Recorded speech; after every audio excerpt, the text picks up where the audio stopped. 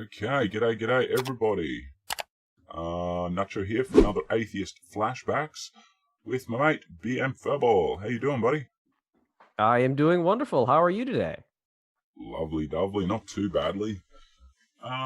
Okay, well, pretty sure we all know what we're doing, seeing as this is about the 10th or something time we've done it. So if you want to let everyone know, well, they know who you are, well, where they can find you real quick, like maybe YouTube channel, Twitter, what you do, and what religion you used to be. Okay, yeah. I've got a YouTube channel, BM Furball. Same on Twitter. It's not very active on the YouTubes anymore. I had a bunch of videos that I was doing, and I'm kind of part of the community of anti-flat Earth debunkers. Done a lot of science videos to address areas that I felt were, to me, fairly obvious, but not well explained areas of why the Earth is definitely not flat. So that was the premise for my YouTube channel, and the continuation for my Twitter. On top of that, I've still got some videos coming out here and there once in a while. For my religion, I grew up long ago as a Lutheran in the Midwest of the United States, and throughout my life, weird story. I won't go into it right now. Around September 11th, I lost my faith and became an atheist. And at this point in my life, I wouldn't describe myself as a militant atheist, but a fairly vocal and adamant atheist, but grew up as a Lutheran. It is. All right. So we're going to meet your former Lutheran self today. Awesome. In case the audience doesn't know, you should by now, as I said, because we've done it like 10 or plus times now. It's a drinking game where we run through a whole bunch of questions for our guest, who has to answer it as their old theist self. And if they break character, we have a drink and continue. It's all for a bit of fun and, an excuse to drink, basically.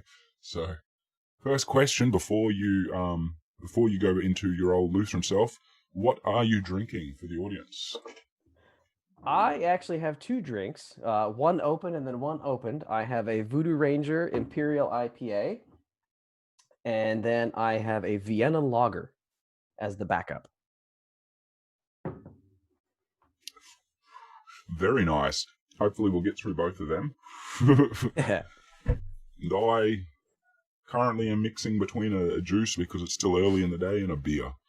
Just cracked that. You probably heard that crack a moment ago. Alrighty, Yep. Well, we'll jump right into the game. This is where the fun begins. I'm going to see how long you can last without breaking character, which I might add, don't feel bad if you break character. Everyone breaks character. That's just part of the game. And feel free, if like I ask a question that you don't remember, you're allowed to say you don't know. That's not breaking role. Like it's understandable that for a lot of us, it could be decades since we were these people, and we might have been children then too. So things like that, we're a little forgiving. Okay. So we'll get right into it from here on out. BM, you're going to be a Lutheran. Were you called brother as a Lutheran? I don't believe there was a brotherhood of it. It was Lutheranism is the most casual and accepting of the Judeo-Christian religions, I believe. Okay, so you might actually have an easy time here tonight then, because if they're most accepting, that's definitely where a lot of people find they break their character, because they're having to be somebody they really don't agree with anymore. So you might actually be all right. We'll see how we go. Okay, so the first question is an obvious one. Does your religion, as a Lutheran, are you allowed to drink alcohol? We are allowed to drink alcohol, thankfully so. Oh, lovely. Is there a limitation, or is there an expectation of moderation within that? Well, moderation as in all senses of any quote-unquote vice. Everything in moderation is acceptable to a certain extent. Oh, that is quite a liberal view, I suppose. So as long as you're not getting blotto or, getting drunk and, becoming a bit of a wreck, because that's when it'll, I suppose, affect the family life and affect, your reputation in general. Yes, definitely. That makes sense. So what led you into being a Lutheran? Was it something you were born into or through your family, or was it something you found? Well, I had a convenient that many people have, whereas you happen to be born into the one religion that is correct. Aha, yes. We all get that lucky, don't we? I know it's so coincidental, and I luck of the draw. I was born into the religion that was correct. Fair dues, fair dues. I mean, you won the lotto with that one. Exactly. So, what? How regularly do you go to church? Like every week, or is there a school service, or what sort Uh, of attendance do you do? Go every Sunday. Sunday morning for regular church service, 9:30 or so for service, and on Wednesdays we had Bible study for the kids. So after elementary school, high school, or whatever it would be. And I'm from a very, very small town, so the church is literally across the street, and my I see. house after that is a block away from that. So after school, we'd go over to do Bible study and then be released for the day to go home. So Bible study on Wednesdays and then church service on Sundays. Okay. So it's about for you at the moment twice a week. You've got your church Yep. service and then an after school service. Yep. Do you particularly enjoy them? Like, are they something pleasurable to you, or is it more God damn, I have to do this again? Well, it depends the service. Sunday mornings, if you want to sleep in, obviously you want to sleep in. Of Um, course. the one thing that it is pleasant as compared to some of the other religions of my classmates is it's not much, fire and brimstone. It is a fairly accepting, fairly loving, not chastising of the people of the church. Okay. So it's less about the fear mongering of hell and having your eternal soul damned. More about the just the people. Let's all be loving, happy, and hopefully we get to live forever or go to heaven or whatever. Yes, be good. So yeah, because there is a distinction to be made. Some religions do specifically seem to focus more on the fear factor. What not to do, and don't be Hmm. the bad person. You don't want to go to hell, rather than the ones that are more focused on how can we be better people, how can we be more loving, how can we so I think that's a nice thing to hear, that at least you got a the luck of the draw, I suppose, of coming up in one that wasn't all fear mongering, because that can be quite traumatic for Yeah, anybody. absolutely. Yeah, absolutely. And the pastor from when I was younger, when I was very young, probably up until about age 10, he very engaging. He was literally a magician. So he would Nice. use magic as part of the services to engage with the kids, and he would literally have doves in his cloak, and then at certain parts of the service would release doves into the church, and yeah, very engaging, very very happy. That is pretty cool, though. I would actually have been stoked to have like a minister or priest or whatever it might be up on the podium using magic tricks to illustrate points or just to engage with the audience. Mhm. Because magic in general was something that I was dissuaded against as a Jehovah's Witness, because the illusions of it being a real magic or it's demonic sort of stuff. And when I got into magic myself, I still very strongly put out the notion that it's all illusions. These are real scientific-based tricks that are done using, physics, chemistry, whatever it might be, but they're all Mhm. just a trick of the eye or a trick of the senses. But they're all real things. And none of them are real. Like, it's not magic, Mhm. because of that sort of subconscious thought that magic was bad. Even after I've left the religion, I still kept to, they're all illusions. You know. But that's quite wonderful. I like how that's a very open-minded way of using something that could be taken in a fear-mongering way, but using it to bring people in, to open the minds to their particular thoughts on religion. Yeah, Very and interesting. and to contrast that, as some religions during the height of the Harry Potter movies and books, where religions were, protesting and picketing the movies because magic is evil. Whereas I grew up with a minister that performed magic at the podium.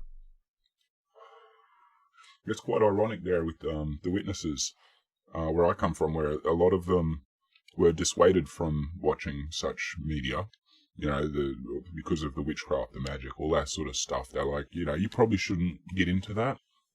Yet what I've heard secretly behind the scenes is that Harry Potter is exceptionally popular amongst the witnesses, like secretly at their own houses and stuff. Like, or, you got things like Doctor Who, which is all, sure they can say, might be certain themes that align, but it's also a lot of science fiction, it's a lot of fantasy, it's a lot of things that could be questionable according to their general beliefs, yet that's very popular as well. I just find that terribly interesting. So what do you reckon your favourite part of going either to church on a Sunday or to after school service was? Like, was there something about it that was particularly enjoyable, aside maybe the dude with the magician, or I'll call him the magician. Yes, that works. Yeah. I'll be honest. It was the interaction with the leaders. Again, when I was young, it started with Pastor Mo, and he was the magician. And after Pastor Mo had left and went to another town, the replacements for him were a younger couple, married, and again, not a normal, like a Catholic church. This is a husband and wife that were pastors in the church, and they weren't as engaging, but they did everything they could to be as engaging. So it really was, for this particular church, it was the engagement with the clergy for me. That's very cool. Admittedly, they had big shoes to fill after trying to take over after the magician guy. Like, how do you top that? Like, that's pretty cool. Yep. So I'm sure they did their best, nonetheless. That's pretty cool. What would sort of flip side of that be the thing you least liked? Something maybe that you dreaded about part of church service, and it might have even just been something once a year or whatever it might have been. But was there something that when you were like, oh, this is coming up, oh bugger, like don't like that one? Was there anything like that?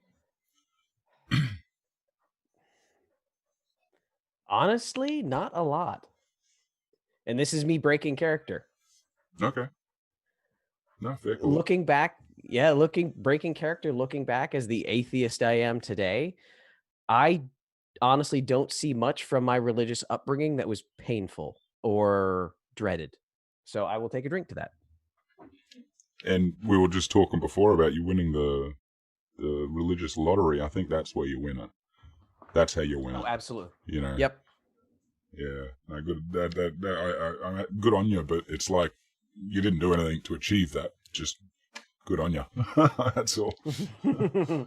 All right. I want to go through a bit of what you believe from Bible stories. Like, every denomination seem to have slightly different interpretations of some of the different Bible stories, or even just don't teach it very much, or do teach it a lot, things like that.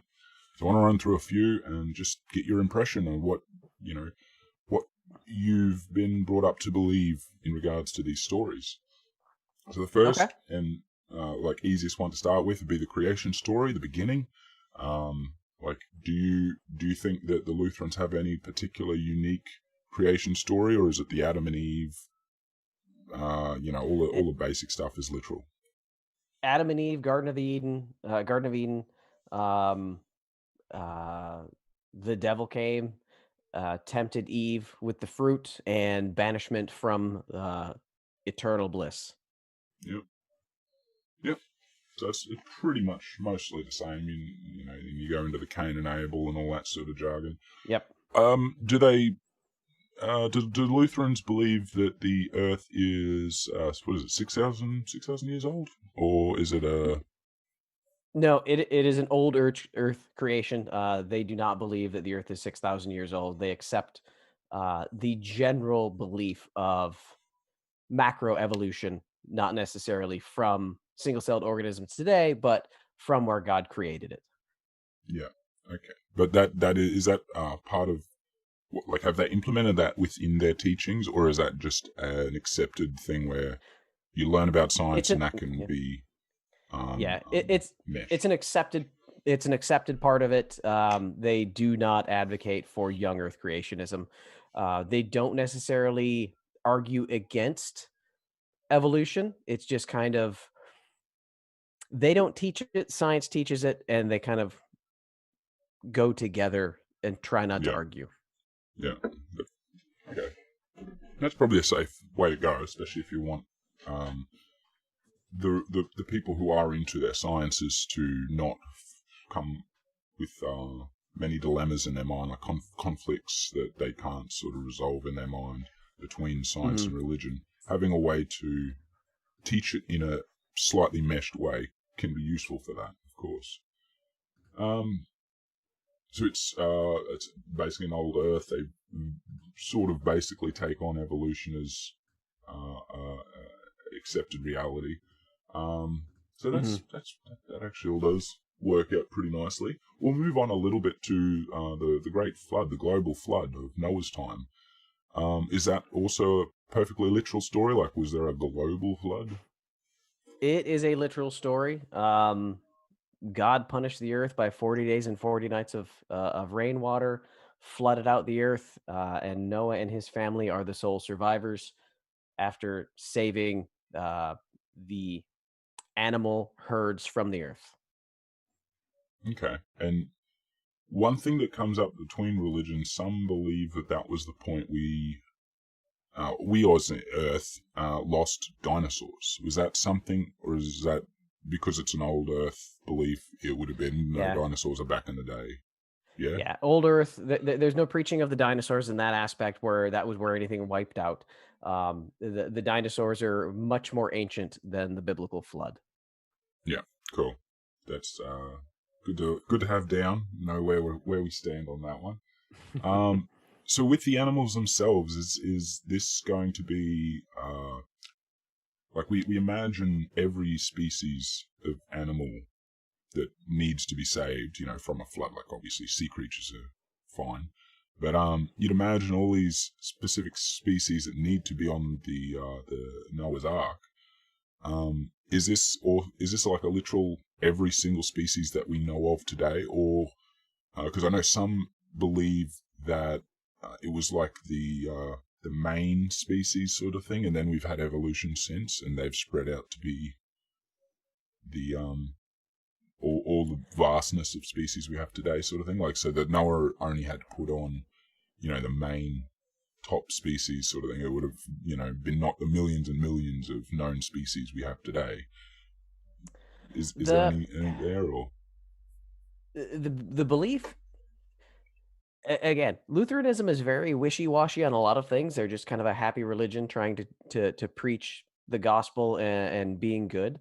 So I don't remember anything from Bible study or from any of my readings or teachings where they specifically talked about that, but they are adamant believers that God assisted Noah in gathering 2 of every species onto the ark.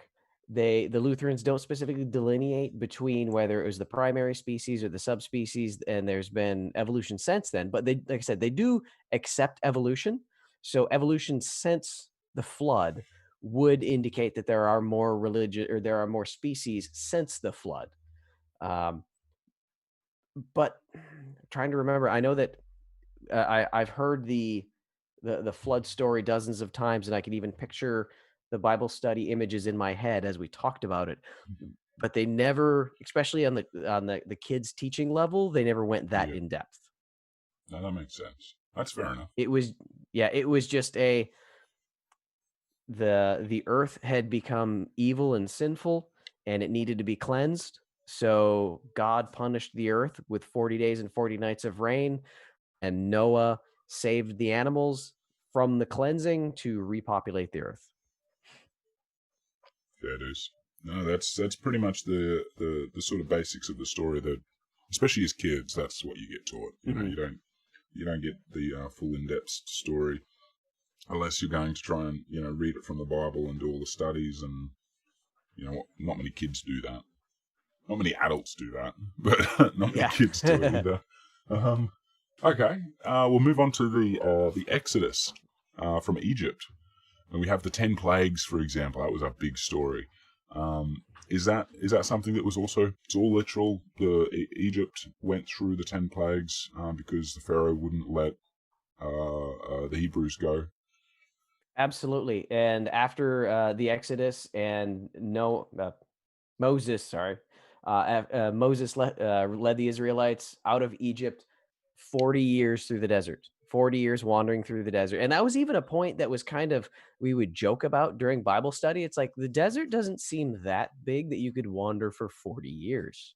Well, But that it was was literally an the point accepted I was going to truth. bring up. How that many people can be somehow finding direction in any single direction or any other direction for 40 years and not find any resemblance of civilization is, like, amazing. It was an accepted belief. 'Cause, to be honest, that was not something I ever questioned. I mean, it triggered the mind a little bit to go, oh, that's a bit weird, but I mean, I think I've broken now. I should have a drink. But yeah, like it was just one of those things that until you actually pull out a map and focus on the area they were and realize how big of a space that many people would take up, especially if they're all going in a direction, they're not going to be in a big concert group moshed together. They're going to be lined out. They're going to, stretch for kilometers or miles. And how they can not find any, like, you would have to have really, like, full blinders on, basically, like a horse with full eye blinders, just to not find something. It's unbelievable. But the Israelites needed to spend 40 years wandering through the deserts to find their true religious soul. Well, that's it, isn't it? Like, I suppose it's sort of like when they're under God's direction, like it would have been, God's spirit leading them through the desert, and so are they truly he's just lost? leading them around. Yeah, like he's just leading them around in a circle, knowing that if they go off in any other direction, they'll be fine. But, for 40 years, just doing little circles in the desert. I'll break character here for just a second, because you know what? If that's true, God's kind of a dick. He really is. Imagine being a nomad, just walking through and then just seeing this group and just be like, "What the fuck are they doing?" Like, it's that berm right there to the left. Yeah, that one. Yeah, one. like just look over that go little over hill that and one. there's a whole Just town. go over that one. No, God says to go this way. No, go over that berm. 20 years later, they're still doing it. Oh my God. That berm looks familiar. How many generations would have been born out there? There's a thought. Yeah. Oh my God. Anyway, back to it. 10 plagues. Okay, what are your thoughts on the 10th plague then? How what's the justification behind the 10th plague in particular, if you recall that one? The wiping out of the firstborn child? That's the one. Of all in Egypt that didn't have the blood smeared over the door, if I recall correctly. Yeah. They try to find a way to put this politely, but it's never been discussed as a moral question. It's true. Very, very. I can't actually think of a single person that's been like, yeah, this is how we talked about that particular, moral entity. But it's normally not. It's normally, even if people think about it for themselves, I've had, well, that was, justified because, Pharaoh did what he did, and like the kids, like they will probably be forgiven and, go straight to heaven anyway, sort of thing. Mm-hmm. I'm like, is that really justifying it though? Like, is that a reason to let these kids, innocent kids, just be slaughtered because of the decision of one guy? Yeah, it was never a question of moral authority to do so. It was more of the sign of true belief for those that survived it. To believe that you'd be saved through it. Yep. Through the hand of the one that's doing it, the killing. Mm-hmm. And if I remember correctly, it was God that hardened Pharaoh's heart in the first place, wasn't it? So ultimately, it was it was God's own doing. Yeah, I don't remember that. That might be true. Yeah, I mean, it might be different interpretation as well, as possible. Especially with the JW Bible, they like to play with it. So, yeah, no, that's the bit that always bothered me. Like, why would God harden Pharaoh's heart, like, so that made him obstinate to God's own demands? Like, why would you do that? You're creating your own enemy. Like, why? I mean, granted, I think he also I've already created answered Satan, but I think I just answered this question already, and I'll take another drink for it because God's a dick. yeah, it's about right, isn't it? Alrighty, we'll move on. Do you know much about the story of Job? I know some of the story of Job, not the total story of it. The basic, if I remember right, basic story enough. Yes. Yeah. No, Jonah's the whale. Job. Remind me. I'm sorry. That's right. Job's the guy that he was really, really faithful to God, and because of this, God blessed him so. Had a big family, lots of livestock, big land, all the good things in life, you know. And Satan is over there going, well, look, I reckon that Job is only faithful to you, God, because of all the shit you give him. You know, you've blessed him so much that of course he's gonna suck your dick. Well, maybe they didn't say it quite like that. I'm paraphrasing a little bit. And so God's like, all right, well, let's have a bet. You know, if you take everything away from him except his life, you can't take his life. You can take everything else, and I bet he'll still be faithful to me. And I think it was the other way around. And Satan made the bet, and God's like, yeah, all right, you're on. So God allows Satan to take everything, destroys his livestock, takes his land, takes his house and all his belongings, kills his family, leaves him destitute, sick, and basically anyone would be begging to die at this point. And at that point, though, Satan's like, shit, I've done all I could do, and he's still faithful. You win, God. And so God gives Job back, you know, all his land and new house, new livestock, and a whole new family, new wife, new kids, everything. And then that's the happy ending to the story. You know, he was faithful and he persevered, stayed faithful, and he you know, got blessed again. But my question is, what happened to the first family?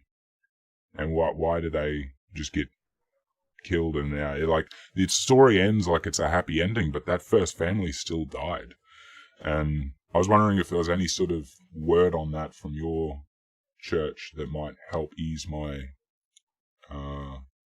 understanding of this. I don't remember ever any teachings specifically on what would have happened to that family in that story. I do remember the story now that you're talking about it, but there's never been any specifics.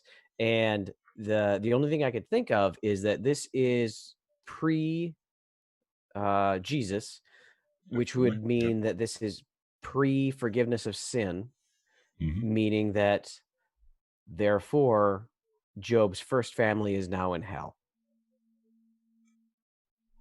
That would be terribly Let's not talk about that for them. Yeah, no wonder they don't talk about that. God damn, literally. Yeah, God damn.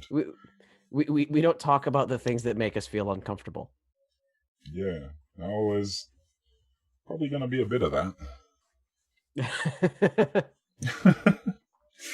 Alrighty, we'll skip on from Job. Here we go into the Gospels. Because I mean, we could talk about Jonah if you want, but I mean, 3 days in a whale or a big fish. Yep.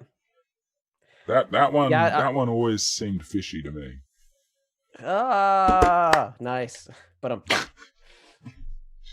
so bad. Yeah,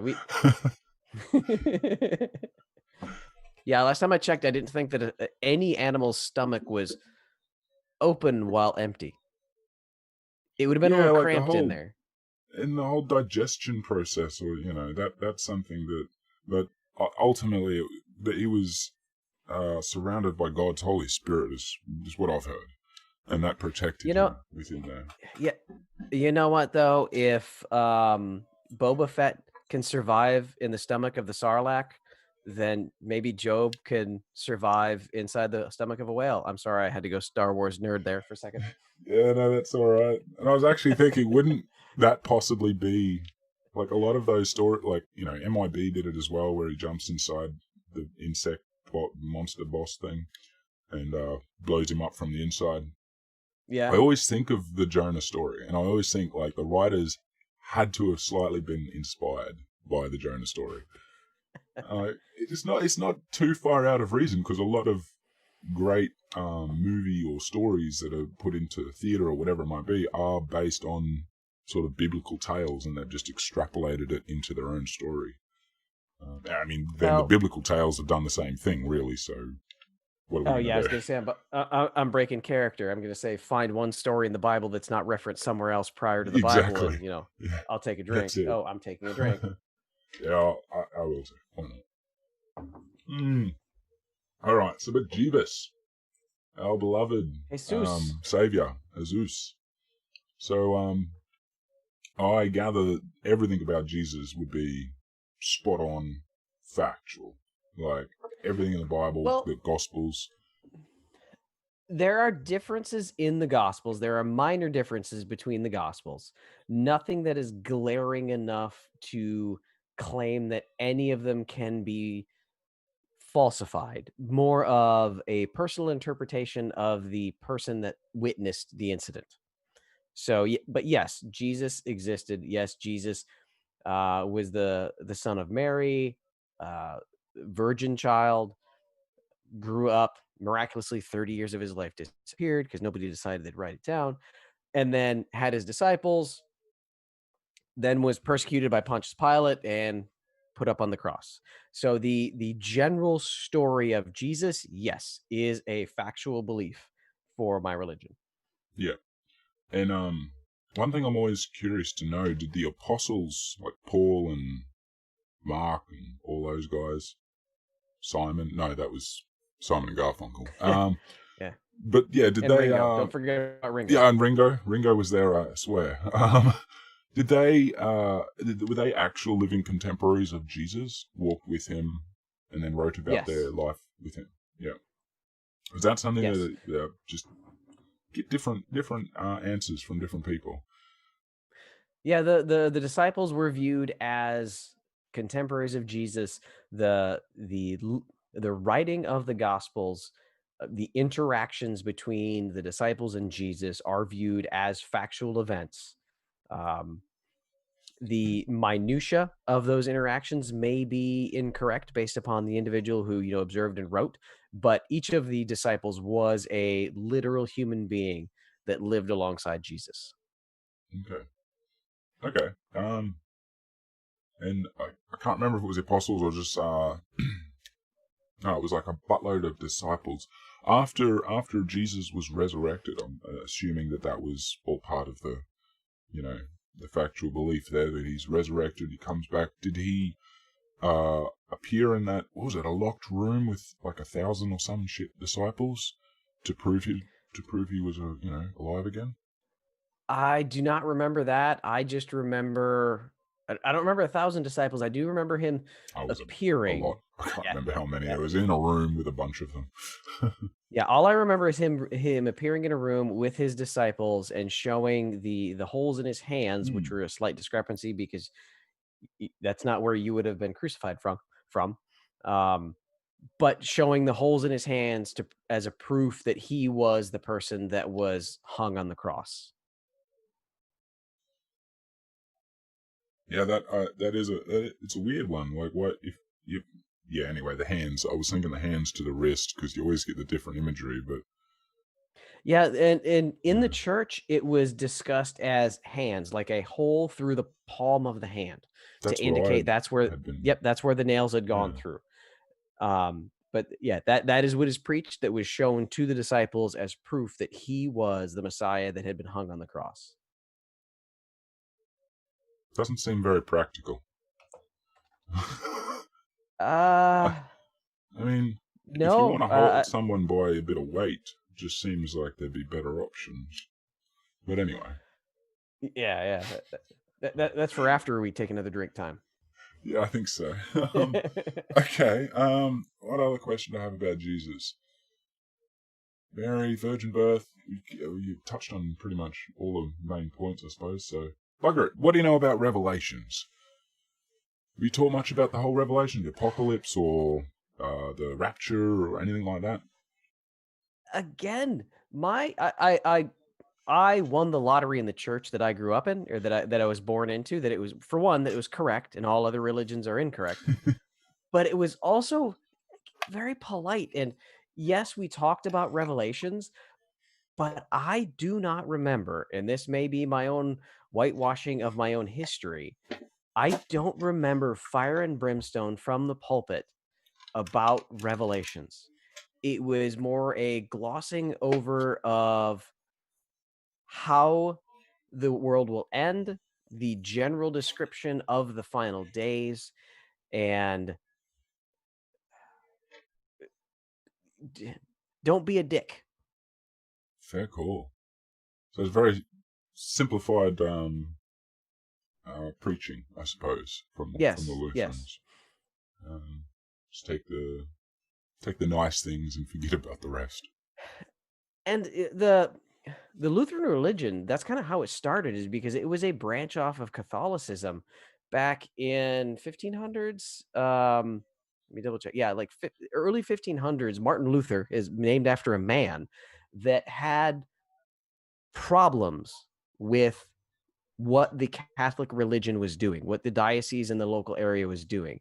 And he literally made a list of, I think it was like 90 or 100 things of that he disagreed with that the religion that Catholicism was doing. And he nailed it to the front door of the church. And that was the beginning of the Lutheran Church. And most of the things on that list were don't be a dick. Fair call. It's a good way to go. I mean, for any religion, that's a good number one rule. Don't be a dick. I don't think many of them actually have that as their rule, though, which is a shame. Yeah, that really should have been the 11th commandment. Yeah, it should have been. Okay, so not too much on the rapture, not too much on, death of millions and things like that. That's pretty good. I mean,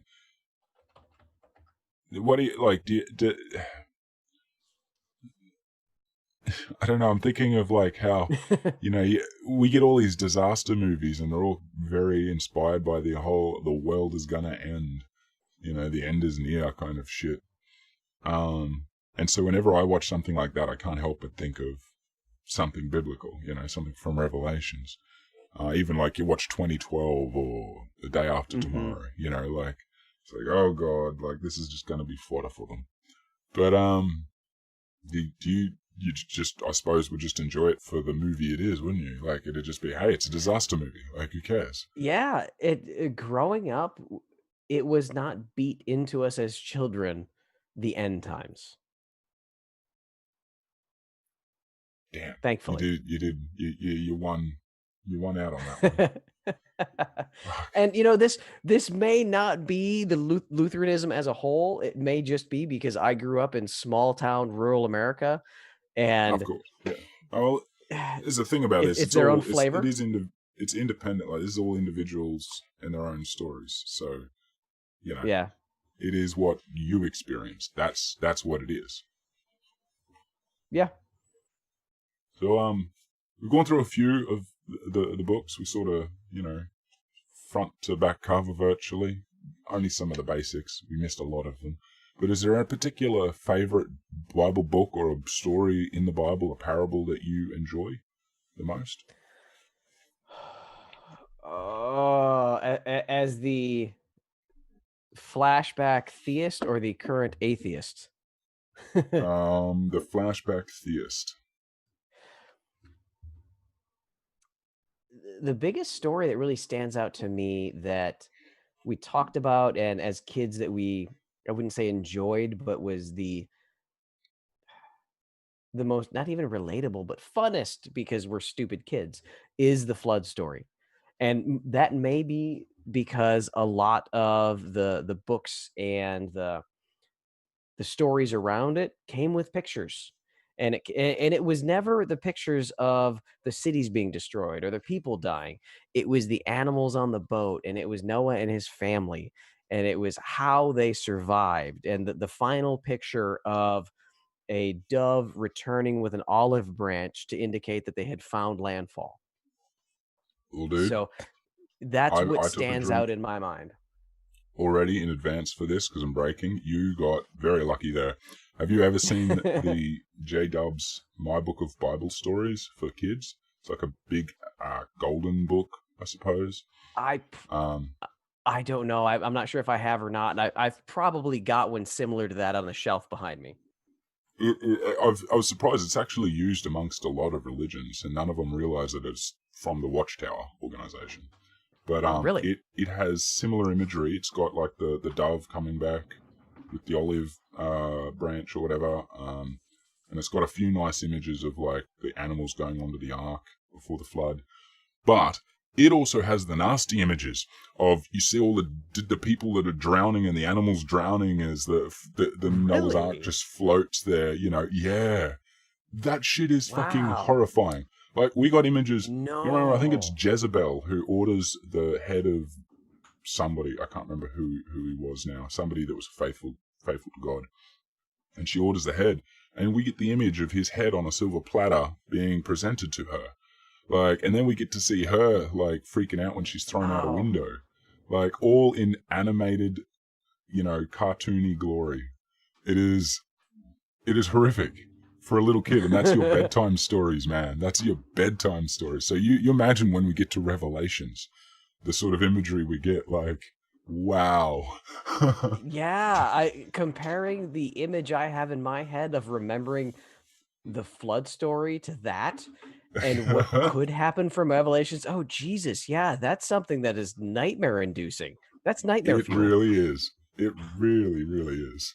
I mean, there are like, this is why it's such a big thing. If you put up Watchtower imagery and it's all very distinct, any ex-J-Dub will go, oh god, like they'll be triggered by it just a little bit, because Wow. it's visceral, that shit it's ingrained into all of our minds. It's bad. I do have a Bible somewhere in the house that was my grandmother's, and it's ancestral, and I think it's 1500s German. Oh, So wow. it's in German, and it's thick. It's a good 4 or 5 inches thick. I would use centimeters, but I'm American and I don't know how to convert. Um, 10 or so centimeters, I but suppose. the imagery in there, while it's not as colorful and bright as the children's books that I'd seen as a child, it is a bit more dark because it is 1600s Germany. Yeah. Is that, I don't know, is that technically the Dark Ages still, or is that just that start of the Industrial Age?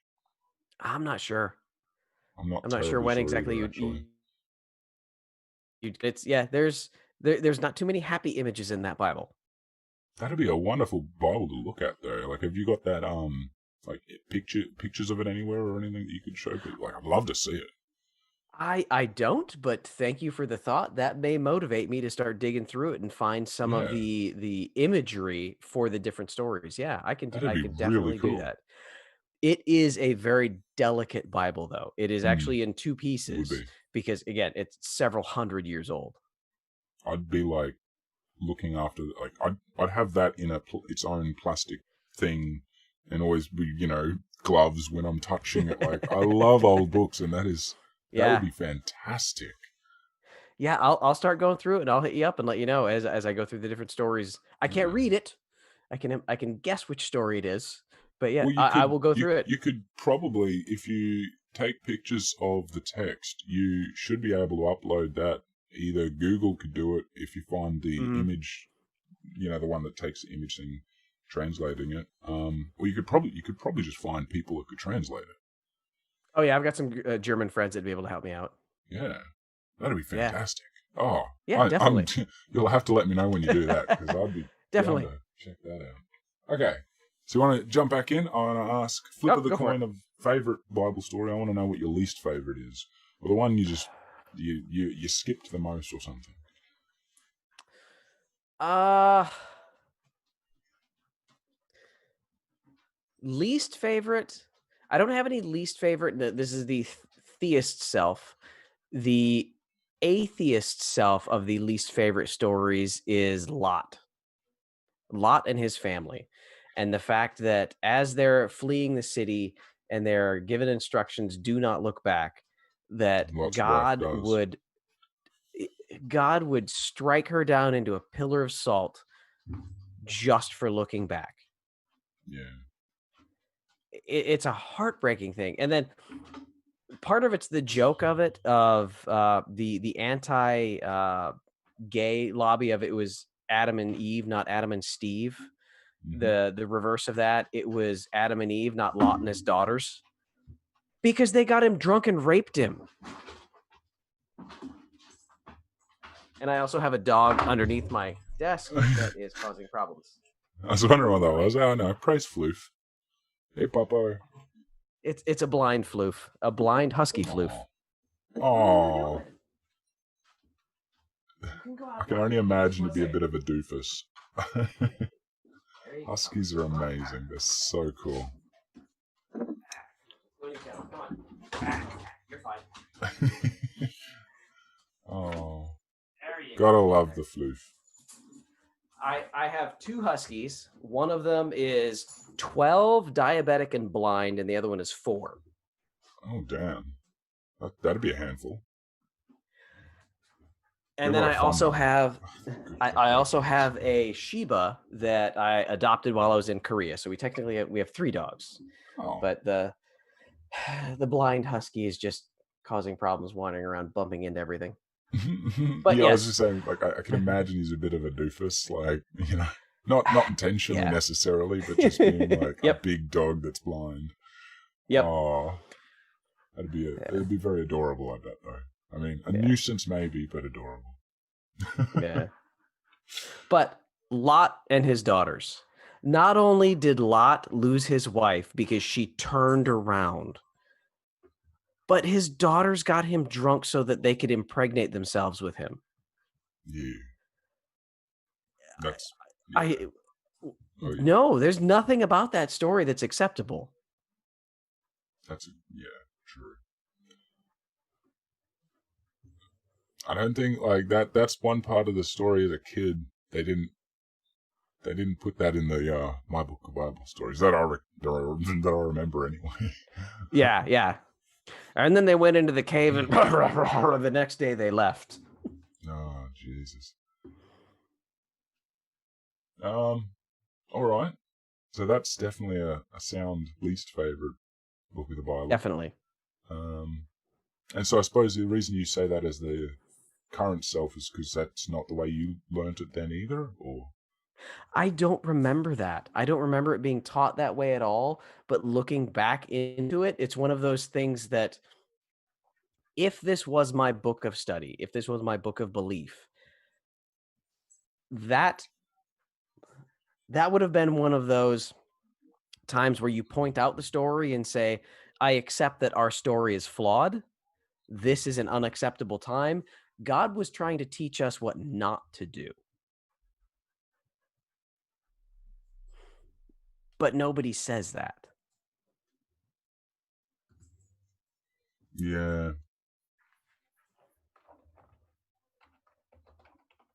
There's a lot of things like that in the way that religions will teach their stories. You'll miss serious moments for a particular moral of the story that when you look at it critically, you're like, that's not really what how is that the moral of this story when you actually read it all, as opposed to like, we'll skip this, or we'll just pretend that's okay and whatever it might be, or that's just a minor point of the story, And Ooh. I've got, again, jumping out of my theist self, time to drink. Actually, finish this one off, and then I'll open the next one. One second.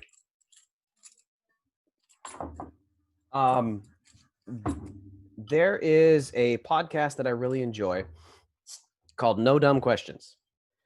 And it's between a scientist that you might have seen on YouTube, Smarter Every Day, who is ironically very religious, but he holds it back well.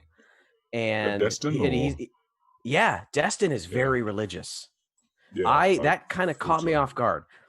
But good be on him. I mean, he does not preach or anything like that. Destin is very religious, and he's got a podcast, No Dumb Questions. And what's cool about it is it's him just talking with his best friend, who is a pastor.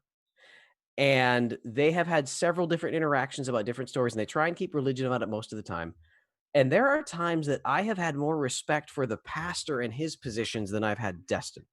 Not that I disrespect Destin in his position, but the pastor is just so open-minded for a theist. And that's kind of where I've gotten this feeling of the bad stories in the Bible. He doesn't ignore them.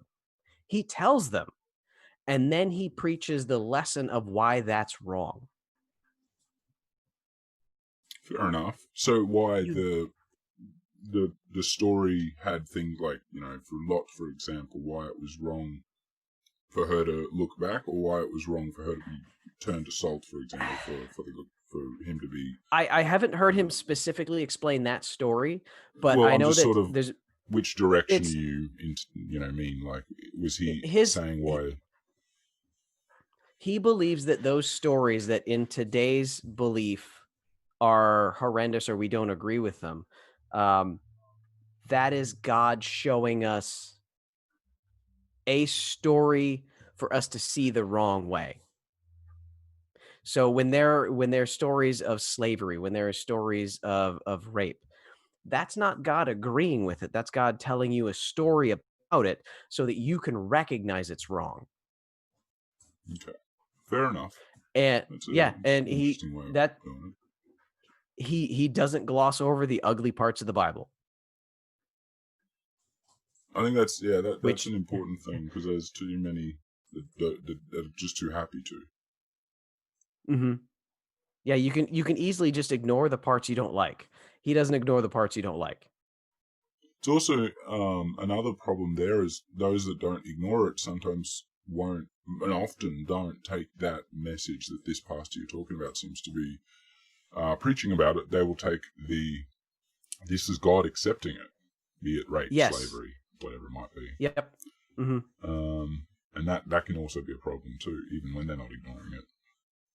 Yeah, but if you have a religious leader that is telling the story and acknowledging to you that I think, or the way that I perceive this story that God is telling us as a perspective on how not to live your life, that's a good pastor to follow. Yeah. Yeah, no, his congregation or flock would learn hopefully the right lessons out of that. Yeah, but that's the 11th commandment: don't be a dick. Don't be a dick. Yeah, that's it. We should make that canon. All right, so want to jump back in? Yeah, go for it. I got my next drink. I'm back in character. What does it take, or what does your God consider to be good, or like what would it take to get into heaven? What's that minimum standard, I suppose, you'd have to be not a dick? Belief in God. You have to at least believe that he exists. Accept him as the savior, accept him as the creator, and to live the 10 commandments to the best of your ability. But the chief belief of it would be to accept God into your heart. Very cool. Does that come with any other implicit requirements? Like, so, do you have to have lived a certain type of life, or at least from that point on, try and live a certain type of life? Or would it just be at any, anyone can just be like, yeah, I believe and take God into my heart, but don't worry about all the bad things I've done, sort of thing. Like, like forget all that I'm on death row or whatever it might be. Is there any particular, an honest request for forgiveness? That's and give me enough. one more second.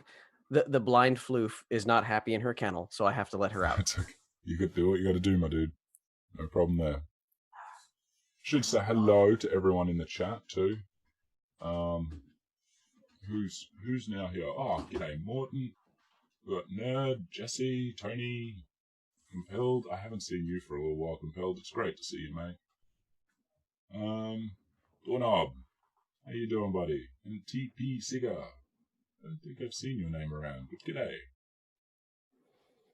I just got to say hello to Doorknob Head and Morton Nielsen. It's amazing seeing the same people in different little echelons of the YouTube averse. It's awesome. Love those Thanks, guys. They are good fun. Oh, yes. I gotta admit, whenever Doorknob is in the chat, it's gonna be a fun chat. Oh, yes. Absolutely. Absolutely. Fucking love him. But anyway, okie dokie. All right. So I'm good.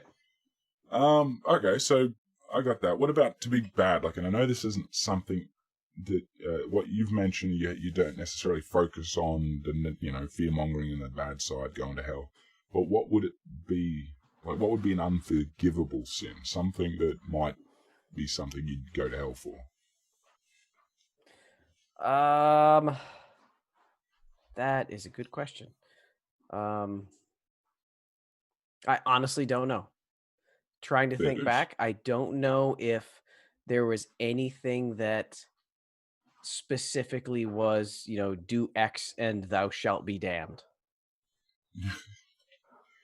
Unlike some other religions, which is what they're all about.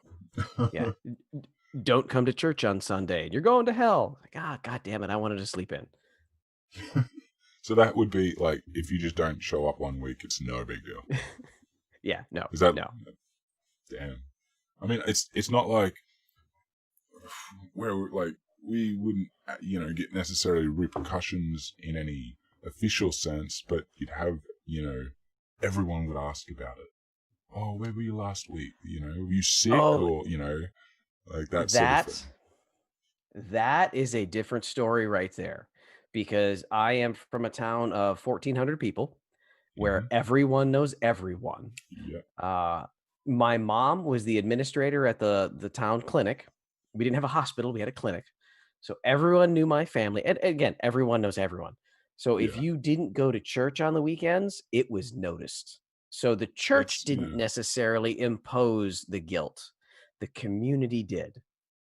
That sounds almost identical to my upbringing right there. Even down to my mum working at a clinic.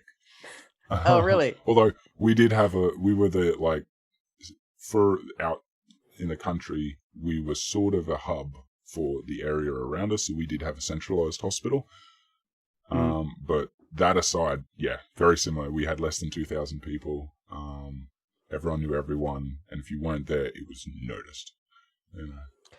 Yeah, it was so bad, and not specifically on the religion side of it, but like during the summer when I had nothing to do, when I'm in high school, I remember there was one day at like 10 o'clock, I'm driving around town, and I think I like burnt out my tires on my car or something, made a loud noise. My mom came home for lunch and chewed my ass about it because someone called her. Oh, God. Yeah, that's how small my town is. Like, my mom knew I did something wrong before I did it.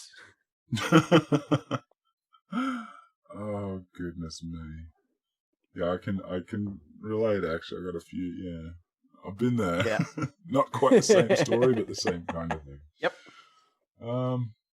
Okay, all right. Well, we'll take her on to the next one. What, I think I already asked that question. I included in both the same. Okay. Favorite question. Question 42. What is the meaning of life? Oh, totally breaking character right here. The meaning of life is 42. And conveniently, the fact that I am 42 currently, I am the meaning of life. Very, very nice. I like that. I specifically asked the way I do so that people won't answer with 42, trying to be snarky because I've thrown it in there. But I give that an exception because you're 42 as well. That rounded it out nicely. I'll give you that. Yep. Life, the universe, and everything. Well done. Okay. What about in character? Would you have an answer?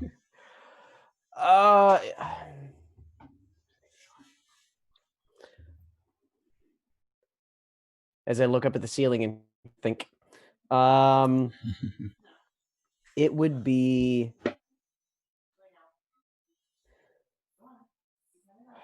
God, I'm trying to think back to those days. It would be good, um, believe, give your heart to Jesus, accept Him as the Messiah, accept the Lord as your Savior, and once again, don't be a dick. Yeah, cool. No, that's fair enough. I'm curious. I don't think I actually had this written down to ask anywhere, but are Lutherans believe in the Trinity, or was that something they rejected? They didn't specifically talk about it. I don't think they believed in the Trinity, but absolutely Jesus and God, but there was no Holy Spirit. I do not remember any aspect of my upbringing talking about the Holy Spirit. I don't believe that there was a Trinity. Okay. No, that's fair enough. Just I don't know why I didn't ask that earlier, especially when we're talking more about like the Lutherans having moved away from Catholicism. But oh well, I had to get it in there still. Yep. Is there anything that you sort of like looking outside of your religion? You know, so looking at other people. Is there anything that they do that you'd want to do, but you're sort of not meant to do? So obviously you're allowed to drink a little and, you know, whatever, but are there any sort of certain things that, as a good Christian, you shouldn't do, but it'd be nice, you know, that'd be fun. Anything like that? I don't remember any. So obviously, with the pastor after the congregation after Pastor Mo, the magician pastor, Magician it Mo, was a yeah. husband, magician Mo. It was a husband and wife that took over after that. So there was no marriage type of thing. I don't remember any blatant anti-homosexuality, but I was also in a town where, and during the 80s and 90s, where you would have admitted if you were. True. So I don't know if it was a topic to be discussed at all in the church. It would have been nice to have seen an endorsement of that, but it's probably before its time. And they Fair may be enough. endorsing it now. I'm not sure. It would have been nice to have seen an endorsement for that. And looking back, one of the leading members of the staff had a spouse that turned out to be homosexual, left the town and went somewhere else. I don't know if that was after I left home. So I don't know if that was part of getting away from the family, because after 35 years of marriage came out as homosexual. I don't know if it was getting away from the entirety of the life they'd had, or it was partially religion, but it would have been nice to have seen a full-on endorsement. And I would like to think that of all religions, that Lutheranism would fully endorse homosexuality as a non-sin. Fair call. Bit of a shame that you bring that up now, though, because it takes the fun out of it when I was going to bring it up later. But that's fair call. I mean, I kind of suspected it wasn't going to be as big a deal anyway, for a lot of the, you know, those questions. But nonetheless, they were there. So I suppose that's a generalized, yeah, okay. Is there anything that's ever given you any doubt, or sort of that you've questioned something about what you've been taught? Yeah. During my upbringing in the church, I identified nothing that would make me question a creator or the creation story or the Bible. Later on, you can ask me about after my time at home. After, yeah, But, I will. Very cool. So you just never had a moment of doubt though through that time. During my upbringing, I had never had any moments of doubt. Wow. I mean, I suppose that might be conducive to, or have been conducive to the type of religious upbringing you got, where it was a more passive, friendly, loving upbringing. You know, you didn't have all the as many contradictions thrown at you to try and work out in your head from the get-go. No fear. Where, Yeah. The fear Yeah. wasn't there. yeah. I always thought we didn't have anything to fear because we didn't have a hell, basically. There's no hell for a GW. It's just you die. That's it. Yeah. But that was like glossing over a lot of other things. You know, that's the only point we really had. Then that's not a good point. Okay. Do you guys actively try and bring people into the church, or like, for lack of a better phrase, convert people? There was no active proselytizing outreach in the church. I know that every year they did have outreach programs where they would go down to South America and Central America and visit other countries where they would help the local communities and do outreach programs. But there was no push for the average everyday member of the church to convert. Again, we'll go back to this a few times, I think, but you won the lottery there. Well, technically we all do. Have you ever thought about doing door knocking as a kid? Oh God, no! That wasn't a thing. Thank God that was not a thing. Did you ever I've had have my them? door knocked on enough times since then. Oh goodness me! Fair enough. So in general, what are your views on atheists, or even agnostics, maybe? Atheists and agnostics would be viewed as someone to converse with, someone to maybe challenge on their beliefs, and try to bring them into the fold of the church. Fair call. But not actively or aggressively. Help them. I might Help them have see to the light. momentarily mute myself, so if I go silent, do forgive me. Just because people Okay. are about to come through. But what about apostates? Do you have, like, is that something you've encountered? No, not specifically, no. Okay. And I think you've already answered this one, but on science, like in general, you seem to accept most science, I suppose. Yeah, science is generally accepted, again, with evolution. Obviously, we did not evolve from a single-celled organism into what we are today, but we have evolved, and animals have evolved from how God created them from the beginning.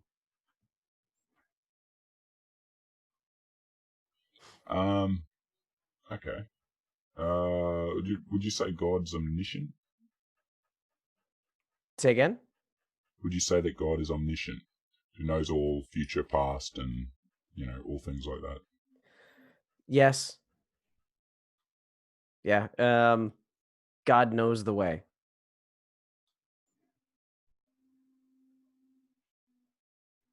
Sorry, just give us a quick second. Yep.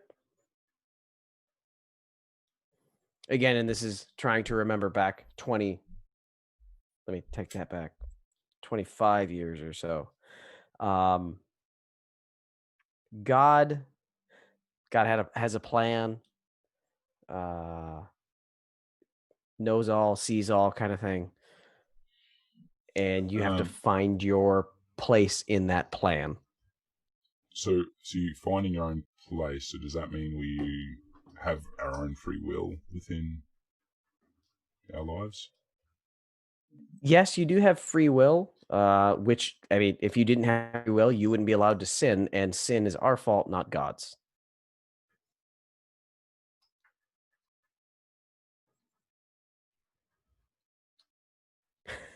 And Doorknob Head, God knows the way. For as little as $4.99 a week, he'll show you too.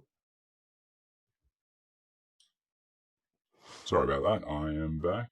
It's all right. I mean, I was listening still, but I love Doorknob Head. Yeah, he's awesome. So we as you said, we have free will because it's our fault if we sin, not God's. So that would imply then that God doesn't necessarily have a set plan for everything, but he knows what we're going to choose. there's an outline to the plan, because otherwise we would possibly never reach the end of Revelations. So he knows the destination. He doesn't necessarily know the roads we're going to take to get there. Okay, would that be each person's destination, or just the general overall, like, for the world? God, you're going to make me drink. I don't know. It's all bullshit. I'm sorry. That's fair enough. It's good enough reason. These are those questions that any logical person would ask themselves and have self-doubt. Yeah, but you, as that theist, you never do, or No. almost never do. Yeah, and I didn't as a kid. I never asked. I never questioned. Yes, we knew that the world would end in Revelation someday. We knew that God generally knew everything was going to happen, but you still had free will. How do those two pictures fit into themselves? But they don't, but they do. Don't question it. Here's your wafer and tiny cup of wine. That's pretty much it for most religions, I suppose. So you alluded to this already when you said that, people are to blame for their sins and not God. Given that God's only got a sort of general overall plan, the bad things aren't his fault. Like, the things that don't, go good in life, they're not the result of anything. God's sort of not punishing us or anything like that, is he? It's not part of his plan. Or you just don't ask those questions. Or you just don't ask those questions. Fair enough. Okay, well, I'll change it up. We sort of touched on a little bit of the sort of the political side of, or the political views on things in a way. But is there any other, like you said, they're very open for, generally speaking, at least you think that they're probably more open towards gay people. Mm-hmm. What are any other sort of political views that have been influenced by being in the religion that you're in? Like, this is a weird question because it is very introspective. You have to be looking back, but you're answering as your old self. Yeah, whatever. Oh God, this is a deep question for me, because and this is going to be a split between, then me, now me, in between me. Growing up in a small town Midwest America as a theist from a albeit very happy religion, and not tar and feather type of religion. Obviously I grew up as a Republican and conservative mindset. I am active duty military, 20 plus years. So that is also, stacks the decks in favor of me being conservative Republican. And in my early years after joining the military, after I'd lost my faith, I still maintained my conservative views. And I was one of the few fairly conservative people in my group of friends that fairly conservative, if not hardcore, but close, that did not believe in God. And this would have been in 2006, 2005, 2006. And since then, I have never had any wavering beliefs on religion since I've lost my faith. But my political views have continued to follow my religious views. Whereas back then I was the atheist conservative, I have now become the atheist liberal. Fair enough. So I don't know where it came from, if it was kind of part and parcel with the loss of my faith and transitioning across, and it was easier for me to let go of the faith than the political views. I honestly don't. Could just be part of, like, natural steps. You take, it's not often that it's just going to be one big jump in one go. because No. even then it'll be questionable whether how sincere any of that's really going to be. Yeah. So if it's just stepping stones, you're actually in some way focusing on these bit by bit, and slowly it's an evolution of your mindset in a way. Like it doesn't all happen in one go. You've kind of answered a question I was going to ask you after we finish the game, but that's okay too. Or like, still while we're live, but it's all right. We're pretty much there anyway. So pretty conservative in general, I suppose. We touched on the general LBGT. If they were, let's say a gay couple were to walk into your church, like, what do you imagine the response might be? Because I know you said that it's before they'd normally even be out and open or anything like that, and in a small country town where they generally probably would keep it to themselves anyway. So I don't imagine, they're not experienced that, but yeah, I think that the church would have accepted it, but I think that the community as a whole may not have. That's understandable. I think that might also be a lot to do with more the time that we're talking about than anything else. And the fact that the church would possibly accept it, is a positive thing. I'd be willing to believe that, given they seem to be relatively more like liberal than other, churches in general. So I'll take that as a possibility. I would like to think that. I can't confirm it, but from putting on, rose-colored sunglasses for the history of my life, I'd like to think that that's what would have happened. It's very cool. What about women's rights? So that would have been something that I suppose back then it was still a pretty big issue. It was just starting to be a big issue, I think, then, wasn't it? Women's rights, like workplace and like abortion issues. Is that all? Like, what are their thoughts on abortion? Do you know? I mean, it might be hard to answer, but I don't know what their thoughts on abortion are. I know what my community and state's thoughts on abortion are. I'm guessing that's not positive. It is not. We are one of the hardest states to get an abortion, and they have done everything they can to make it even harder. I'm from South Dakota. Yes, I had to turn the lights off when I left because the other two people were already in bed, and because that's how big my state is. But the political leanings of my home state, which I haven't lived in for over 20 years, very conservative, and the state is very anti-abortion. Pretty much anything they can do to create a loophole to prevent it, they will. Don't kill them babies. Every sperm is precious. Every sperm is grand. Okay, so we're going to pretty much be the last major question while being your old self. What are your... I don't know if there'd be specific religious doctrine behind this, but is there any general thought on the death penalty, one way or the other? Never got brought up during religious upbringings. State-wise, bring them on, fry them. Save the babies, but once they're alive, kill them. Pretty much. Yeah. I gotta admit, I think you're the first person to, on a Flashbacks this is, to answer with a go for the death penalty as the old self.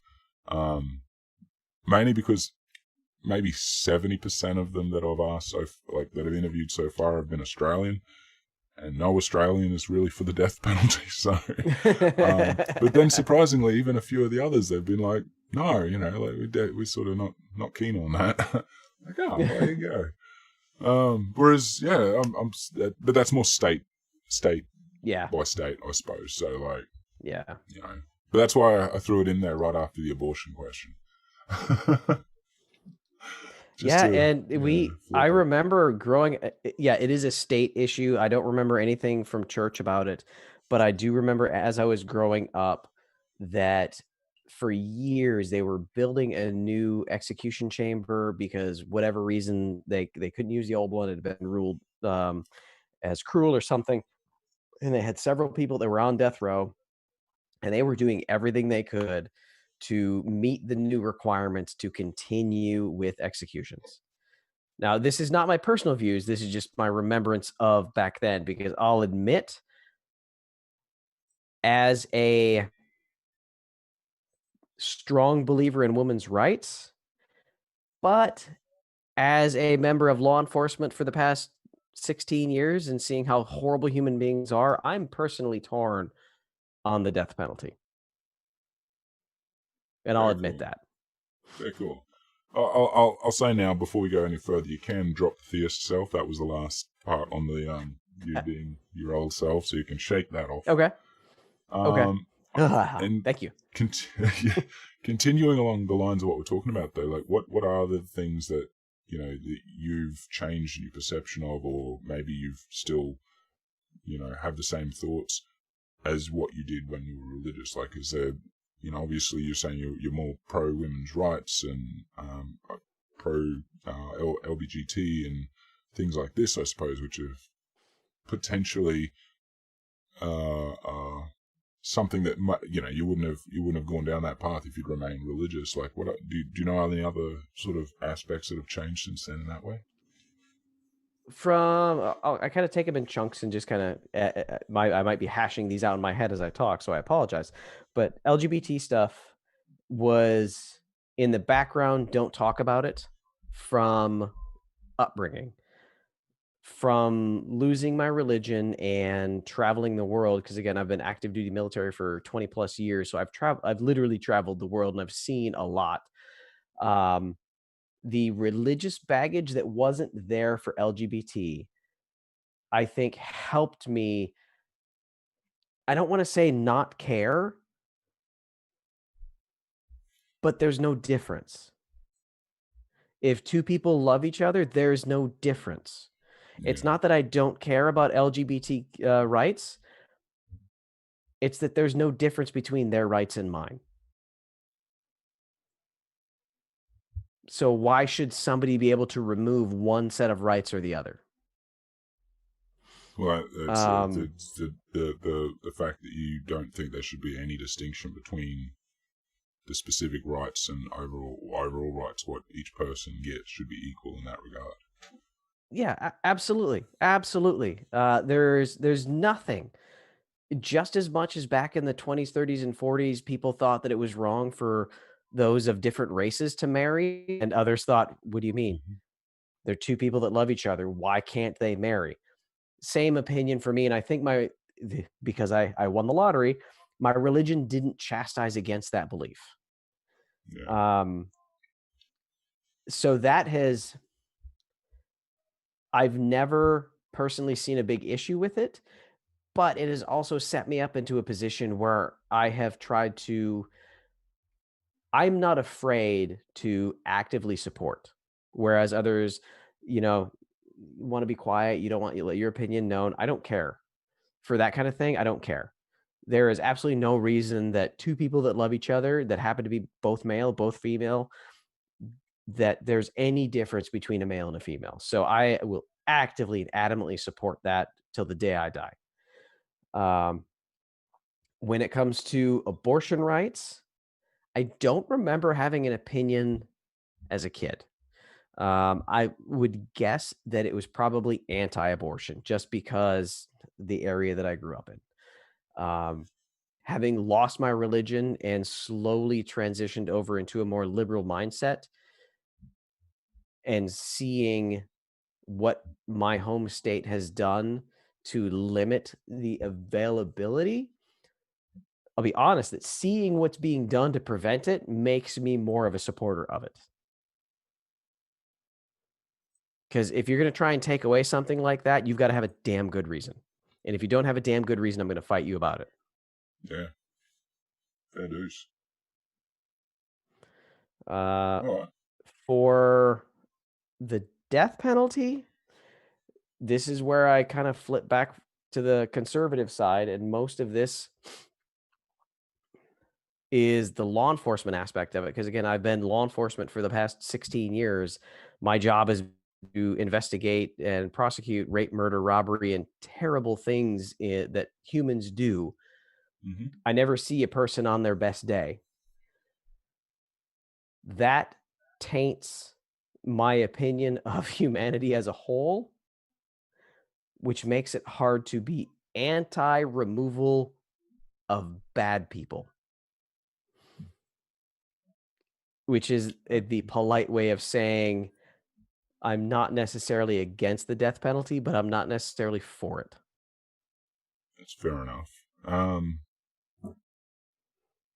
I mean, I think it'd be only for the audience, not so much me, but you obviously would have to make sure it's the right person. Like, there's all the problems these days with Absolutely. the accuracy of, Yes. right and wrong. There's yes, absolutely. There have been many people that have been released due to the Innocence Project and different organizations that do DNA testing, because DNA testing has grown exponentially, which I've witnessed over the past 15, 20 years. When there's doubt, there's doubt. When there's doubt, there's no punishment that cannot be reversed. So if it was one of those scenarios that maybe doubt, absolutely death penalty is off the table. If it is something that is 100% witnessed, evidenced, horrible crimes, in my personal experience, the Major Hassan at Fort Hood, Texas, who shot, God, I think it was like 32 that were injured and 16 that died. There's no questioning. There's no questioning of what happened. In a scenario like that, I would have less reticence of saying maybe we shouldn't. If it is solely eyewitness testimony, absolutely not. Eyewitness testimony is absolutely shit. Terrible. But scenarios like that, I could see myself getting behind the death penalty for the Nevada shooter, for Columbine, for those type of scenarios where there's no question. That's fair enough. I mean, I think it's important to hear that side of it as well, because that's something from, like, for us here, where it's just a very different world. Like I can't remember how long ago we got rid of the death penalty, but I don't know. It's just, I suppose also we don't get as many extreme cases of such horrific things, thankfully. You also didn't ask me my opinion about gun rights, so. No, I was just starting to think about that though, but I don't know. You can give it if you want. You're free to.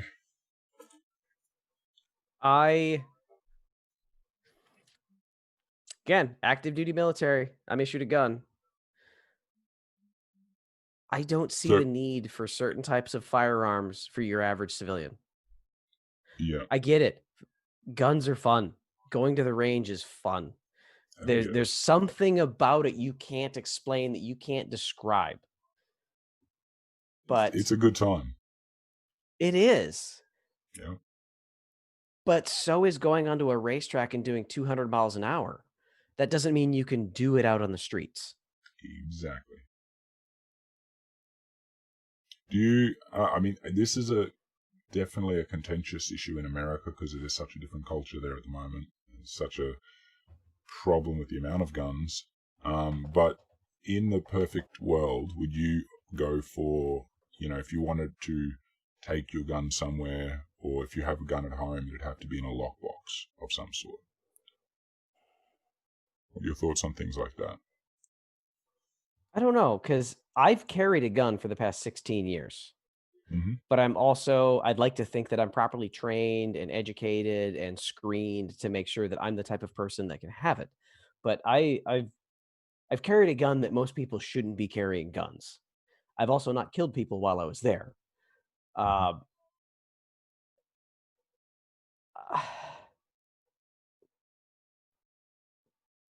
if there are going to be weapons that can be used in that manner, yes, by the Constitution, it's your right to have it. But there's got to be some kind of overarching protection of the populace as a whole to prevent people that shouldn't have it. Because It's more right about, now, as long as you don't have if you don't have anything on your history, you're going to buy a pistol. yeah, right. Well, for the most part, you can, even if you have something on your history, you just go somewhere else to get your pistol. There'll be other avenues, you know. I mean, this is a thing I think that's missed.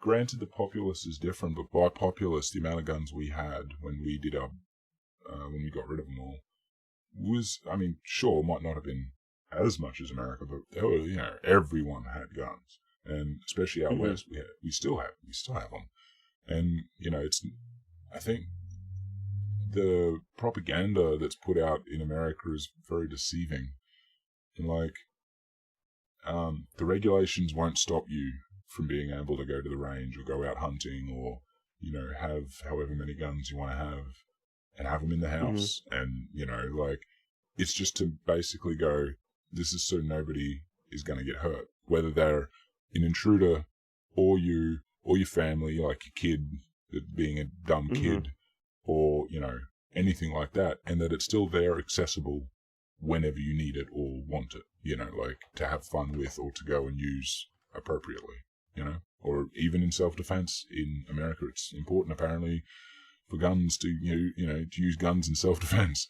Here, it seems everyone just has a bat or a cricket bat or a baseball bat, you know, right next to their bed. And I go through people's houses for my job, so everybody has something like that. I've seen a few axes, which I think would probably be questionable, because if you put an axe into somebody, even if they're an intruder, you're probably going to get into a lot more trouble.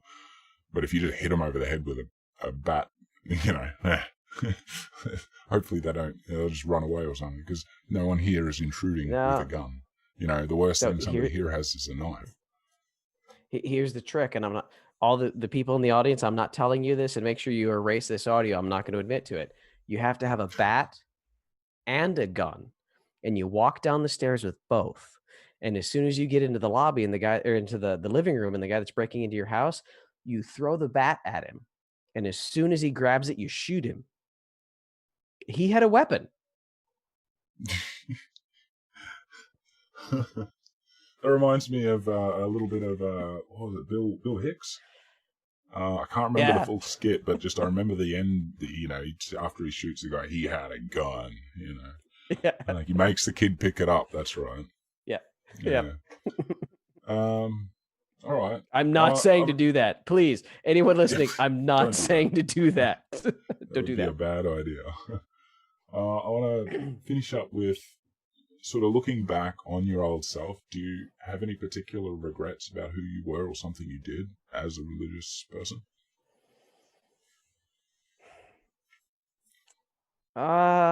Wasted time. That's a fair one. My transition from theism to atheism was somewhat gradual. It took me a little while, and I imagine there's nobody that flips a switch. But looking back, and I've had this conversation several times in different classes and things that I've attended for my job, where we talk about yourself, talk about your history, and bring up, oh, I'm an atheist. And people will ask, and it's like, well, as an atheist, if you could change one thing, what would you change? And my immediate response is I would I would not burn down. I would tear down every church and build a hospital or a school. Looking back on my own upbringing, if I had dedicated the time to learning, educating myself, bettering myself or helping the community when I was in church, I think that I would be a better person. Now, that doesn't negate what the church did make me, because I won the lottery. The church made me a good person. But Yeah. as a whole, I think that if the time that we focus on religion and God could be focused on others and advancement, so much greater things could be done in this world. So if you could go back and tell yourself something to sort of help kickstart that a bit earlier and get you to like start learning instead of going to church, or start, what would you tell yourself? That's a good question.